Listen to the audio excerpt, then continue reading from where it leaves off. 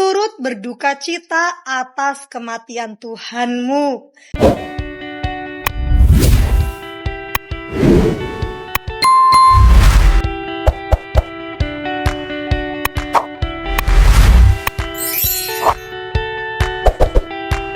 Shalom saudara dan saudariku, juga teman-temanku dimanapun kita semuanya berada. Saya Ingvi Rizky Ramadan mengucapkan selamat memperingati hari Jumat Agung atau hari kematian Tuhan Yesus Kristus. Dan juga shalom yang sudah komentar tadi, ada kakak Jonasuka. Terima kasih Kak, apapun yang Anda komentarkan, apapun yang Anda ucapkan tentang Tuhan kami tetap berterima kasih karena suatu saat pun jika Tuhan memilih Anda pun juga akan diselamatkan. Nah, mengenai kematian Tuhan Yesus ya, kalau Anda berduka, saya dikatakan berduka, sangat berduka, dikatakan bahagia, sangat bahagia. Kenapa saya berduka? Karena seharusnya sayalah yang ada di tiang gantungan itu. Sayalah yang seharusnya ada di kayu salib itu. Sayalah yang seharusnya menanggung semua dosa-dosa saya sendiri. Saya yang seharusnya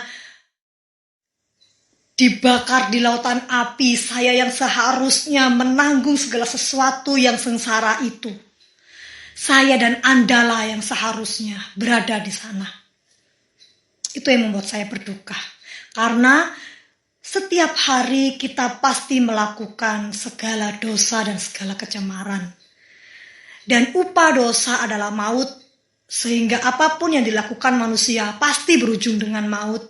Tetapi oleh karena kasih Tuhan yang begitu besar kepada kita, Dia rela kaya menjadi miskin. Dia rela meninggalkan tahtanya untuk datang ke dunia dan diperolok-olokkan dan disiksa dan kemudian mati untuk menggantikan kematianku.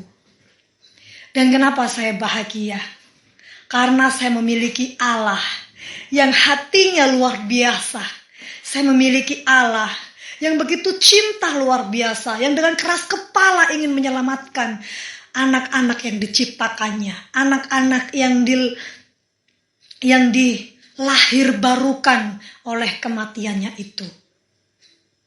Jadi, apakah Anda tidak mau diselamatkan dari kematian kekal?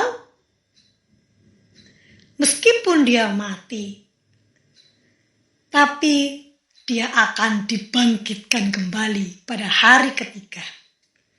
Dan dia naik ke surga pada hari yang ke-40 setelah kematiannya. Yang orang celah hanyalah kematiannya. Yang orang tahu hanyalah kematiannya. Padahal setelah kematiannya, 3 hari kemudian, kita akan merayakan kebangkitan Yesus Kristus. Dan 40 hari kemudian kita akan merayakan kenaikan Yesus Kristus. Sebab Dia tetaplah Allah. Selamanya Kau tetap Allah, walau dunia semua bergoncang. Tak tergoyahkan, Kau tetap Allah.